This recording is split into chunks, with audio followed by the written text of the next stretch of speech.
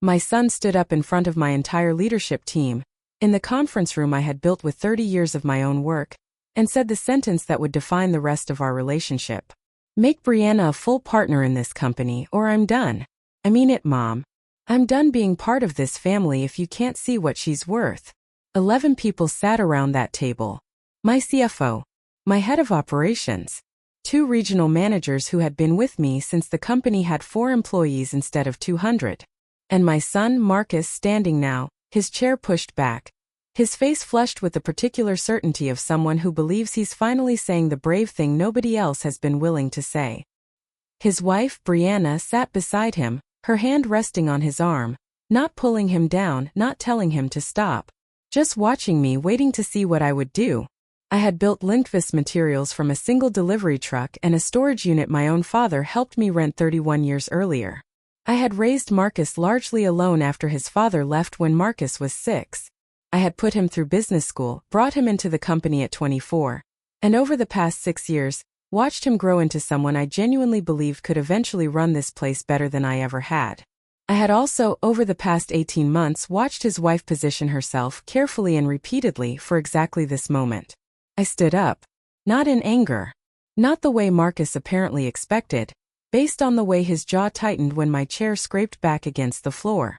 I stood up because I had been waiting 18 months for someone to finally say this out loud, in a room full of witnesses, where I could finally respond to it the way it actually deserved.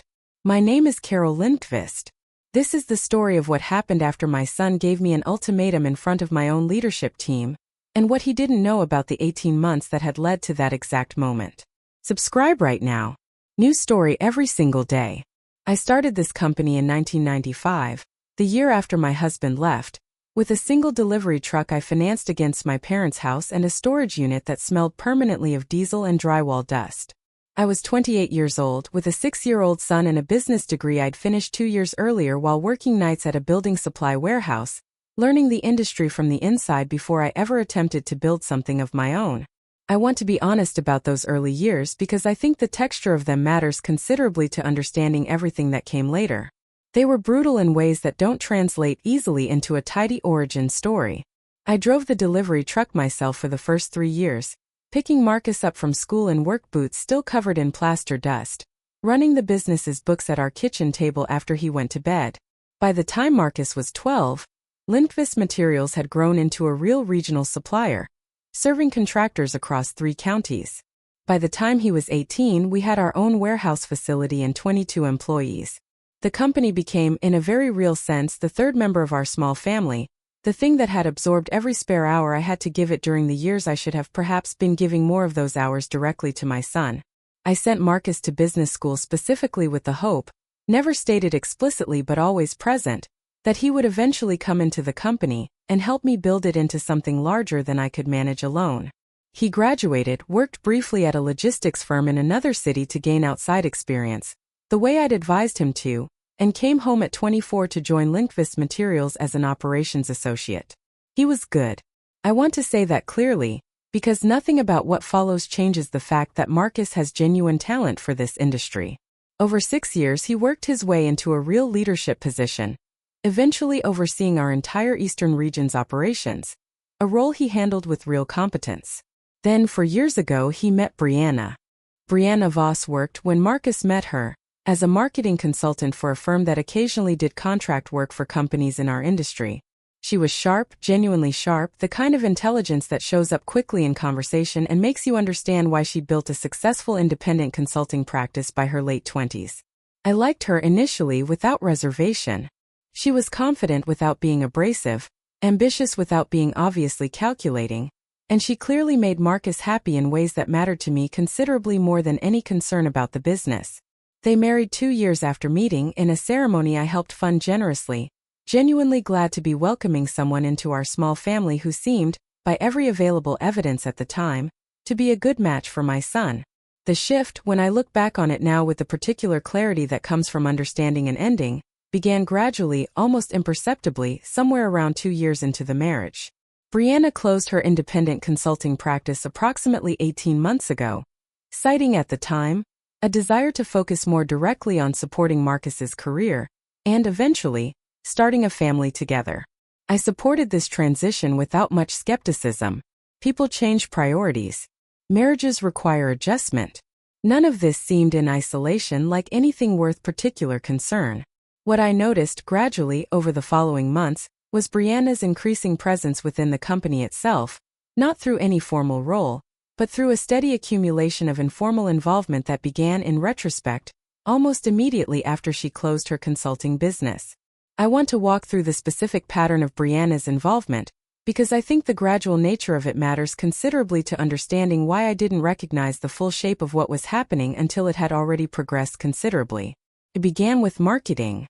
Brianna, given her professional background, offered to review our company's marketing materials, our website, our social media presence, all of which I'll admit had grown somewhat dated as my own attention remained focused primarily on operations rather than brand development. Her suggestions were genuinely good.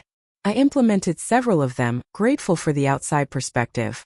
This evolved over the following months into Brianna attending occasional internal meetings, initially just the ones related to marketing decisions, then gradually expanding into broader strategic discussions where her marketing background offered relevant perspective. By approximately a year ago, Brianna had become a regular, if informally defined, presence at most of our significant leadership meetings, contributing actively to discussions well beyond marketing, into areas of operations, hiring, and strategic planning where her actual professional expertise was considerably less directly relevant. I want to be fair to Brianna here because I don't believe her involvement, at least initially, reflected some calculated long-term scheme. I think she genuinely enjoyed the work, found the strategic challenges engaging, and gradually expanded her involvement in the natural way people do, when nobody actively sets boundaries around an expanding role. What I noticed with growing concern over the past 6 months specifically was a shift in how Brianna discussed her relationship to the company, both within meetings and, increasingly, in conversations Marcus reported having with her at home. She had stopped referring to herself as someone helping out or contributing ideas. She had started referring to herself, consistently and with apparent confidence, as someone who was essentially running half this company already, language that began appearing in her contributions to meetings with increasing frequency. I want to tell you about a specific conversation that occurred approximately 6 months before the board meeting confrontation, because it represents the first time I directly addressed what I was observing, rather than simply absorbing it with growing unease. Marcus came to my office on a Thursday afternoon, the particular careful posture he adopted when he had something difficult to discuss, something he'd clearly rehearsed before arriving. "Mom," he said, "I want to talk about Brianna's role here. I think it's time we formalized something. She's been contributing real value for over a year now. And I think she deserves an actual title, actual compensation that reflects what she's been doing." I asked him carefully what specific role he had in mind. "I was thinking Chief Strategy Officer," he said, "or something with real authority attached to it. Not just an informal advisor situation." I want to be honest about my reaction in that moment because I think the honesty matters to understanding everything that followed. I felt a specific kind of alarm, not at the idea of recognizing genuine contribution, but at the speed and scope of what Marcus was proposing, a formal C-suite position for someone whose actual professional background, however sharp her general intelligence, did not directly align with operations or strategy in our specific industry. "I want to think about this carefully," I told him. "Brianna's contributions in marketing have been genuinely valuable. I'm not dismissing that. But a Chief Strategy Officer role is a significant step, and I want to understand more specifically what that would actually involve before we move forward with something that formal." Marcus's reaction to this measured response was, I noticed, more frustrated than I expected for what I considered a reasonable request for more information. "You're going to make this difficult," he said. "The way you make everything about Brianna difficult." I asked him what he meant by that, genuinely uncertain because I hadn't, to my knowledge, made anything specifically difficult regarding Brianna up to that point. "You've never fully accepted her," he said. "Not really. I see it in small things all the time. The way you don't quite include her in decisions the way you would a real partner. I think some part of you has never actually wanted me to have my own life separate from this company you built." I sat with that accusation for a long moment, because I think it deserved careful consideration rather than immediate defensive dismissal. "I don't think that's accurate," I said eventually. But I also recognize you might be experiencing something real that I'm not seeing clearly from my own perspective. I'm willing to keep discussing this. I'm not willing to create a formal executive position without a clearer understanding of what it would actually involve. We did not resolve that conversation. Marcus left my office that day carrying, I could tell, a specific frustration that I sensed would not simply dissipate on its own. Over the following 6 months, the dynamic between Marcus and me shifted in ways that I found genuinely painful to observe, the specific erosion of a relationship that had, for most of his adult life, been characterized by real partnership and mutual respect. Marcus began, increasingly, framing our disagreements about Brianna's role within the company as evidence of a broader pattern, a narrative in which I had never fully accepted his independence, had always maintained excessive control over decisions that should, by now, belong more fully to him as a future leader of the company. I want to be honest about my own internal experience during this period, because I don't think it's fair to present myself as simply a passive victim of an unreasonable son.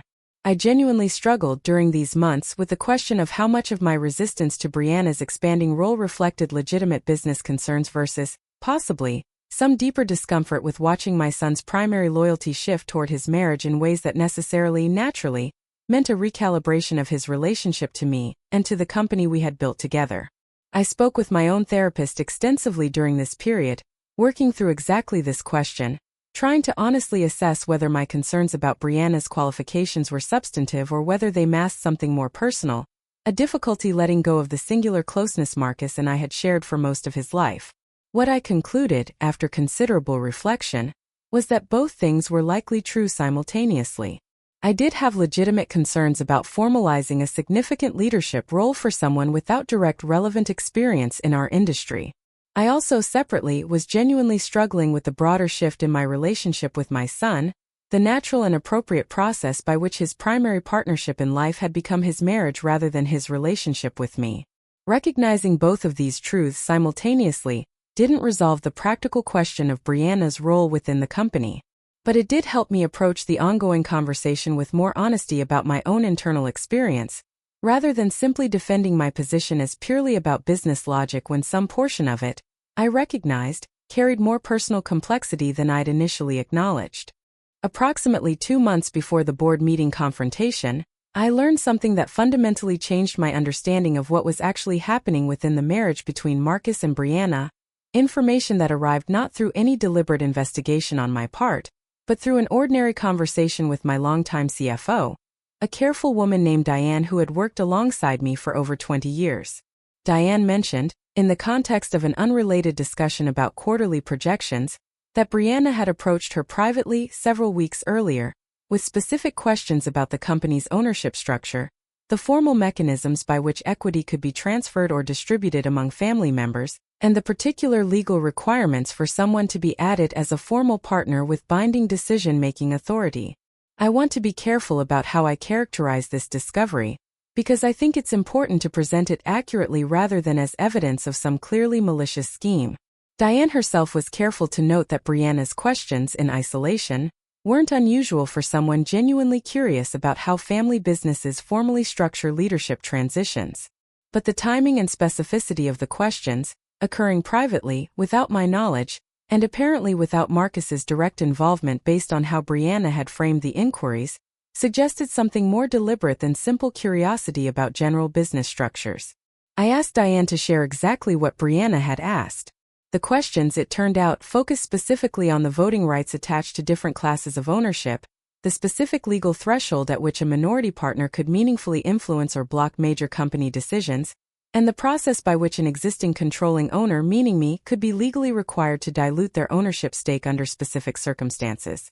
This was not, I understood clearly, the curiosity of someone simply wanting to understand the business better. This was someone researching, specifically and deliberately, the mechanics of acquiring meaningful formal control. I want to be honest about my response to this discovery, because I think the deliberateness of what I did next matters considerably to understanding the eventual confrontation at the board meeting. I did not confront Brianna directly. I did not initially even tell Marcus what I had learned. Instead, I spent the following weeks doing something I should perhaps have done considerably earlier in this entire process. I conducted a careful, thorough review of exactly what formal contributions, if any, Brianna had actually made to the company's strategic direction and operational success over the preceding 18 months. I reviewed meeting minutes. I spoke privately, carefully, with the leadership team members who had been present for Brianna's various contributions, asking for honest assessments of the actual value of her involvement, separate from the social pressure of evaluating the CEO's daughter-in-law. What I learned, compiled across these conversations, was more nuanced than either a simple confirmation of my concerns or a simple validation of Marcus's enthusiasm. Brianna's marketing contributions had been genuinely valuable, measurably improving our brand presence and lead generation in ways that showed up clearly in our metrics. Her broader strategic contributions, however, the input she'd increasingly offered on operations, hiring, and company direction beyond marketing specifically, were assessed by my leadership team as considerably less substantive, often consisting of confident-sounding general business language that didn't reflect deep familiarity with the specific complexities of our industry. I also, during this period, consulted privately with my own attorney about the formal mechanics of company ownership and governance, ensuring I had complete clarity about exactly what authority I held, and what would actually be required legally to make someone a binding partner with meaningful control. I want to be clear that I undertook all of this not with the intention of definitively excluding Brianna from any future role, but specifically to ensure that whatever decision I eventually made would be grounded in clear, defensible facts rather than reactive emotion, regardless of which direction that decision ultimately moved. The board meeting where everything finally surfaced was, on its surface, a routine quarterly review, the kind of meeting our leadership team conducted 4 times a year to assess overall company performance and discuss upcoming strategic priorities. Marcus had asked several days earlier if Brianna could attend, citing her ongoing contributions to our marketing strategy. I agreed, genuinely without any specific plan to use the occasion for confrontation, simply continuing the practice that had become normalized over the preceding year. The meeting proceeded normally through most of its agenda. Quarterly numbers, regional performance reviews, a discussion of an upcoming equipment investment decision. Brianna contributed several times, her comments following the now familiar pattern of confident general business language layered over the marketing-specific contributions that genuinely reflected her expertise. The shift occurred during a discussion of our expansion plans into a 4th county, a significant strategic decision that would require substantial capital investment and careful operational planning. Marcus, presenting the expansion proposal, mentioned somewhat in passing that Brianna had been instrumental in developing the strategic framework for the expansion. I asked, directly but without particular edge in my voice, what specific elements of the framework Brianna had contributed, genuinely curious to understand the actual substance behind the claim, given everything I had learned over the preceding weeks. Brianna answered with the same confident, somewhat general language that had characterized most of her contributions, language about market positioning and competitive advantage that, while not incorrect exactly, didn't demonstrate the kind of specific operational understanding that would typically inform an actual expansion strategy in our industry.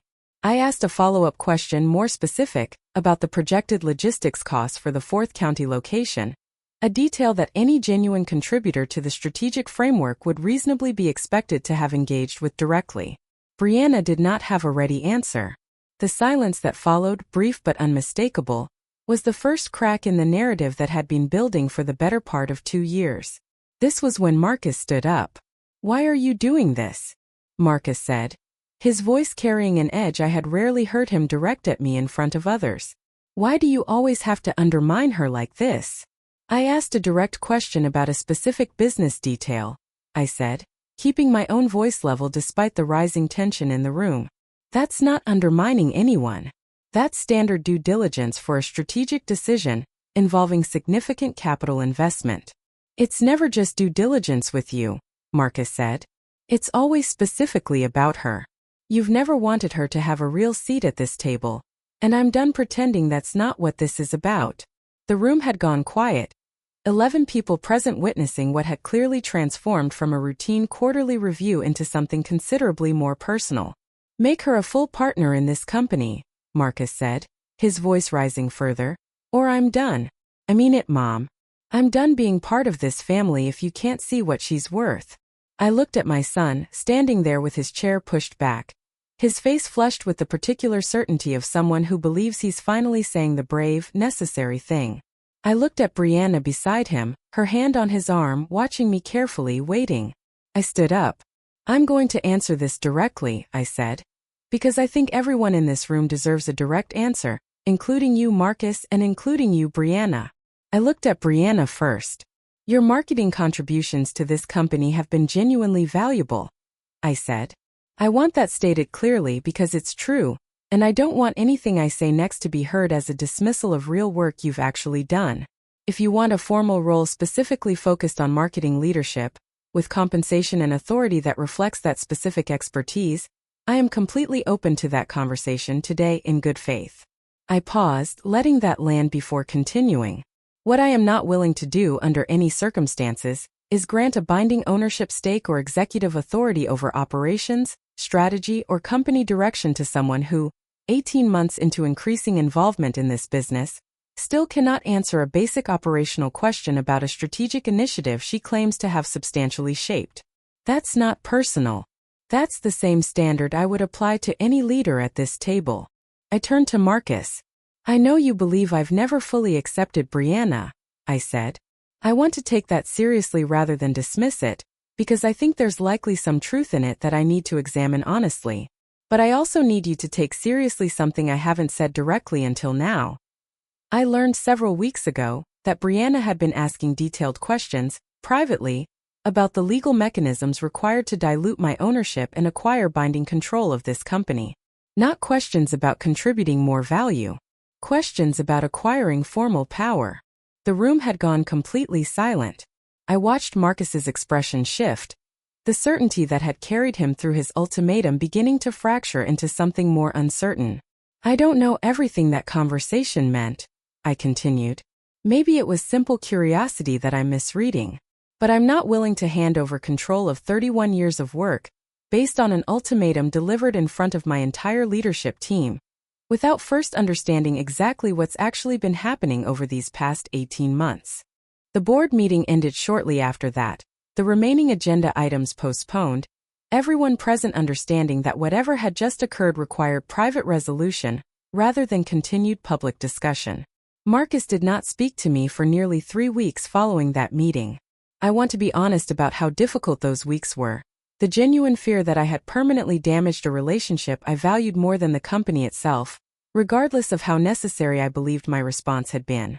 What eventually broke the silence was a conversation between Marcus and Diane, my CFO, who he approached directly, asking her to confirm or deny what I had said about Brianna's private inquiries regarding ownership structure. Diane confirmed it, carefully and honestly, the same conversation she had originally shared with me weeks earlier. Marcus called me that evening. His voice carried none of the certainty from the board meeting, replaced instead by something more uncertain, genuinely searching. I didn't know about those questions, he said. I need you to know that. I had no idea she'd been asking Diane about ownership dilution. I believe you, I said, and I genuinely did. I had never suspected Marcus of knowingly orchestrating some scheme against me.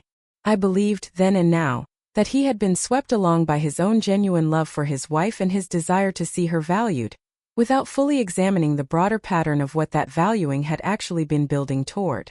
I need to talk to Brianna, he said, directly, about what she was actually trying to accomplish with those questions. I did not ask him what happened in that conversation because I believed and still believe that it belonged to his marriage rather than to me. What I can tell you about where things currently stand is this. Marcus returned to work the following week, considerably more measured in how he discussed Brianna's role within the company. The formal Chief Strategy Officer proposal was never raised again. Brianna's involvement in company meetings decreased significantly over the following months, not through any formal exclusion on my part, but through what appeared to be her own choice, a withdrawal from the increasing presence that had characterized the preceding 18 months. I offered Brianna, genuinely and in good faith, a formal marketing leadership role, with real compensation and real authority within that specific domain.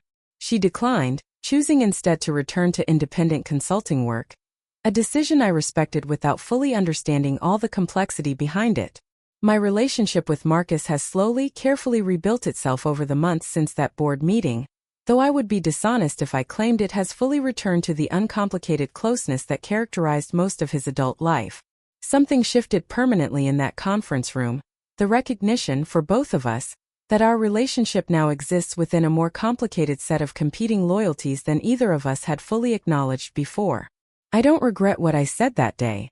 I regret, more than anything, that it took 18 months of gradual erosion before any of us were willing to address directly what had actually been happening, rather than allowing it to accumulate quietly until it finally exploded in front of 11 witnesses in a conference room I had built with 31 years of my own work. If you've ever had to choose between protecting something you built and preserving a relationship you valued more than the thing itself, I think you understand the particular weight of standing up in that conference room. My name is Carol Lindqvist. Lindqvist Materials is still mine, still growing, still the thing I built from a single delivery truck 31 years ago. My son and I are still rebuilding something that broke carefully the way most genuine repair happens. Drop a comment if you've ever had to draw a line with someone you loved, even when drawing it meant risking the relationship itself. Tell me what that cost you and whether you'd make the same choice again. Subscribe if you're new here. New story every single day. I'll see you in the next one.